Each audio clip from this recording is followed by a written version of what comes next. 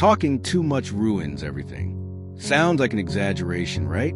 But it's one of the rawest truths that hardly anyone has the courage to admit. In a world where everyone wants to give opinions, offer advice, correct others, and make a point, the ones who learn to stay quiet often win in silence. The problem is, many still believe maturity is measured by how much you speak, when in reality, it's the exact opposite. Have you ever stopped to think how many doors have closed because of a poorly chosen word? How many relationships sank because of an opinion no one asked for? People are losing opportunities, friendships, and even their own peace simply because they don't understand the weight of their words. And the worst part? They think they're just being honest.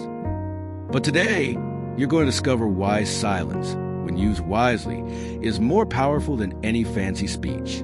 You'll finally understand what few people ever told you about communication, wisdom, and building others up. And more than that, you'll learn practical ways to use your words to construct instead of destroy. Ready to flip the switch? Some people think the gift of speech is a license to give opinions about everything and everyone, as if their tongue came with a badge of authority. But it doesn't. Sometimes, a poorly placed word hurts more than a solid punch. A mother who says, "You never get anything right without thinking," or a friend who blurts out, "That's nonsense," in response to real pain. These phrases stick to a person's soul like stubborn glue. The problem isn't speaking. It's speaking without thinking. Talking too much is like wielding a sword with no sheath. The cut is guaranteed, but rarely useful. When we speak impulsively, without listening, we miss the chance to heal and instead end up hurting, even if unintentionally. Have you noticed how some people always have advice ready? Even without knowing what's going on, it would be much wiser to take a breath, listen, and only then, maybe, say something that actually builds. And sometimes, you don't need to say anything. Silence itself is a kind of embrace. The curious part is that many talk to relieve themselves, as if venting equals solving, but they dump it all on someone else. Want a practical tip? Next time someone shares a problem, resist the urge to jump in. Instead, ask, "Do you want me to just listen or give advice?" That changes everything. Being heard is often half the healing. And once we get that, we realize silence has lessons to teach. Now, could staying silent actually be a sign of strength? Maybe even the ultimate form of wisdom?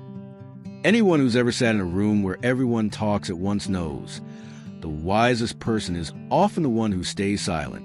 Silence isn't a lack of opinion. It's a presence of self-control. Mature people understand that speaking at the right time is worth more than 1,000 rushed speeches. Sometimes, the quiet observer sees what the loud ones can't, and that in itself is a strategic advantage. Silence is a powerful choice. It's not about being passive. It's about not rushing to speak. Think about your workplace. While some rush to point out mistakes, the wise one observes, understands the full picture, and only speaks when their words will bring transformation. This applies at home, in church, or in that noisy family group chat. Not every battle is won with words. Sometimes, winning means not entering the battle at all. Want to try this for yourself? Next time someone throws a provocation your way, don't react. Just breathe, observe, let them be puzzled by your silence. Wisdom begins when we realize we don't need to have an answer for everything. And the peace that comes with that, oh, it's priceless. Those who master silence master their spirit. And that leads us to rethink how quick we are to judge others. It's easy to fall into the trap of looking at someone and thinking you figure them out, who they are, what they've done, why they're in that situation. But snap judgments say more about the one judging than the one being judged. The truth is, you can't see someone's heart from the outside. Judging someone without knowing their story is like criticizing a book by its cover, without even reading the blurb. Yet, so many become experts at it. How many times have you heard a rumor about someone, only to find out later the truth was totally different? It happens all the time. A man people condemned as weird might actually be the one praying at 3 a.m. for the very ones who mock him. The world is full of people who love in silence, serve in secret, and are misunderstood by hasty glances. Forming opinions without foundation is like building a house on sand. It crumbles at the first sign of truth. Want to shift this? Try a simple exercise. When you catch yourself thinking something negative about someone, Stop and ask, do I really know this person? Replace judgment with curiosity and criticism with compassion. It might feel odd at first, but it's freeing. And a mind trained for empathy becomes a powerful radar against injustice. But what happens when the environment around us is already poisoned by voices that judge before they even meet?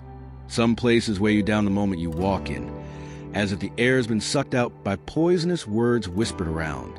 Gossip doesn't arrive with drums. It comes with tea and concern. Disguised as care, it corrodes reputations, erodes trust, and builds invisible walls between people who haven't even met. The worst part? Newcomers are judged before they say a word. All it takes is one phrase spoken with shady intent to poison a whole group. Hey, just be careful with so-and-so, and boom, the image is already stained. It's like adding dark dye to a glass of water. Just one drop changes everything. This happens in workplaces, churches, neighborhoods, even at home. Environments like these suffocate talents, delay blessings, and breed mistrust. People caught in that cycle end up emotionally drained. To break it, start by being the kind of person who doesn't pass along what doesn't uplift. If someone comes to just share something about another, ask, have you told them directly? That question ends a cycle. Encourage conversations that highlight virtues, not flaws. Build your own dignity filter. If the topic doesn't help, it doesn't belong. And honestly, the wisest shield we have might just be silence and love, but that you'll understand more clearly up ahead. There are moments when silence says more than any argument. When someone tries to provoke us, and we simply choose not to react, something powerful happens. They're forced to face their own noise. And when we respond with acts of love, even when it's hard, the atmosphere shifts. It's like putting out a fire with a bucket of cold water. Unexpected yet effective. Genuine love doesn't need a spotlight. It reveals itself. And silence is the fertile ground where it grows. Have you ever held back from defending yourself against unfair criticism? Have you just smiled and moved on when everything you wanted to argue? Often, the other person feels disarmed. When we don't give gossip or judgment stage, they fade on their own. Love and silence can end wars without lifting a sword. Want to try this? Start by choosing your battles. Not every comment deserves a comeback. Let your actions speak. A kind gesture, a thoughtful note, a good morning to someone who ignores you. That's not weakness. It's strength under control. And when you master your heart, you influence the room. As you walk this path, humility becomes your ally, and your focus shifts to what really matters. Some people are more concerned with others' lives than with their own soul.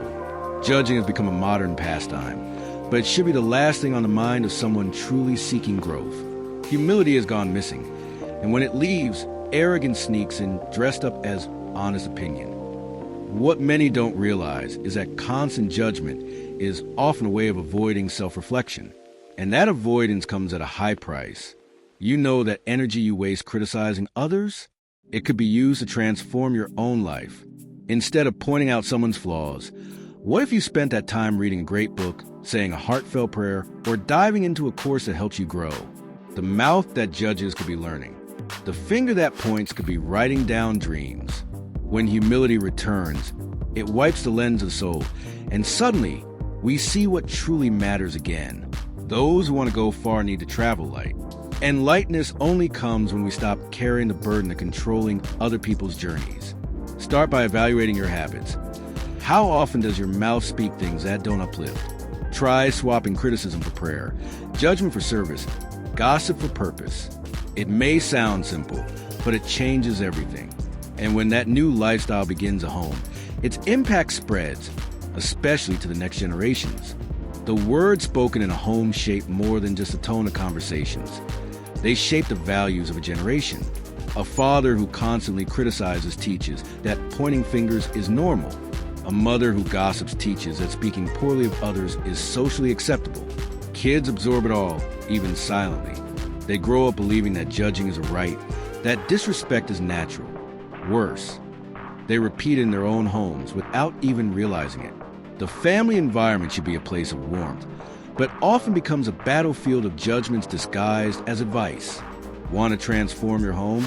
Start with small habits. praise out loud, correct with love, hug more often, replace "why did you do that again" with "what made you react that way."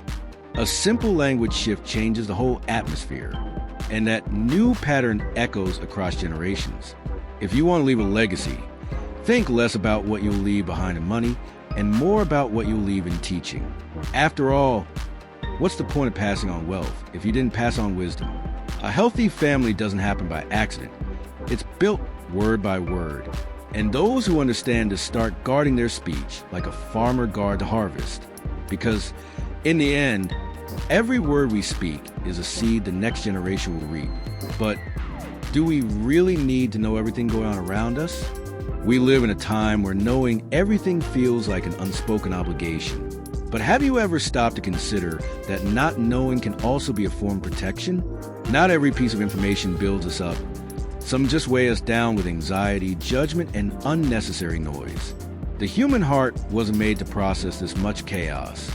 Honestly, some things are better left unknown. And that's not ignorance. That's emotional wisdom. Sometimes what people call staying informed is just a gossip addiction dressed up as interest. Knowing who argued with who, what celebrity cheated, or what so-and-so did with their life. None of that brings you closer to your purpose. If something doesn't build, it contaminates. And those who surround themselves with emotional pollution often live with a weary spirit. Want to protect your mind? Do a content detox. Uninstall that app that drains you. Avoid conversations fueled by gossip. Ignoring certain things is an act of healing. It's you saying, "My time and energy aren't a trash bin." Start asking yourself, does this content make me grow, or is it just draining me? The blessing of ignorance isn't about closing your eyes. It's about opening them to what truly matters. And when we begin to filter what enters our minds, we start to realize just how much collective judgment is making people, and even churches, sick. With a phone in hand and 2 clicks, anyone can feel like judge, jury, and even executioner.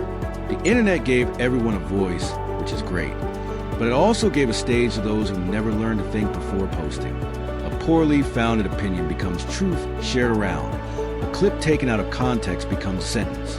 And just like that, crowds of fingers point at screens, forgetting there's a real person behind them, with stories, struggles, and a heart. We're living through an epidemic of instant judgment. It's as if every social feed is an open courtroom where no one gets a fair hearing. But everyone's already been sentenced. The scariest part? It's spilling from the digital world into real life. People losing jobs, friendships shattered, reputations ruined, all because a virtual mob dressed up as public opinion. The crowd traded empathy for ego, and now everyone wears a judge's robe. Want to go against that tide? Start by practicing digital wisdom. Before you comment, ask, would I say this to their face? Before you share something controversial, ask, does this build up or just add to the chaos? The internet can be a tool for transformation or a weapon of destruction. And that choice, even in silence, starts with each of us. Maybe, just maybe, it's time to reconnect with who we were truly meant to be. We weren't called to be judges of the world, but bridges that lead people to grace. The problem is, many have gotten used to using their mouths to point out faults instead of proclaiming healing. True repentance begins when we realize we mess up too, and that gives us no right to live in judgment of others. When we recognize our own need for grace, everything changes. Those who pray more, judge less. Those who love more, correct with gentleness. And those who understand their mission spend less time arguing and more time transforming. True edification happens when our words lift people up, not tear them down. When we choose to be light instead of a flashlight that only exposes flaws. The world doesn't need more harsh opinions. It needs humble hearts that pray for others in silence. Want to put this into action? Try this challenge. For 1 week, replace every criticism with a prayer. Every time you feel like correcting someone, pray for them first. Then, if needed, speak with love, without ego. You'll be surprised how much your atmosphere changes. And those who walk this path become exactly what the world is desperate for, a source of light. But before that, what if you dare to take one bold step further? Now tell me, what's the point of taking in all this wisdom if if you're still using your mouth as a weapon instead of a tool for building others up. Wisdom isn't about what you know. It's about what you do with what you know. How many situations could you have avoided just by choosing silence? How many people could have been uplifted if you had used your words with purpose? The real turning point happens when we realize that silence is also a response, and often the most powerful one. So, what are you going to do with this? Keep feeding the cycle of judgment, or start being light, even in dark places? Keep speaking without thinking, or decide to be intentional with every word. If this content sparked something in you, made you reflect, or simply struck a chord, make sure to subscribe to the channel and turn on notifications. This is just the beginning. You're about to learn so much more about transforming your communication, your mind, and most importantly, your impact on the world.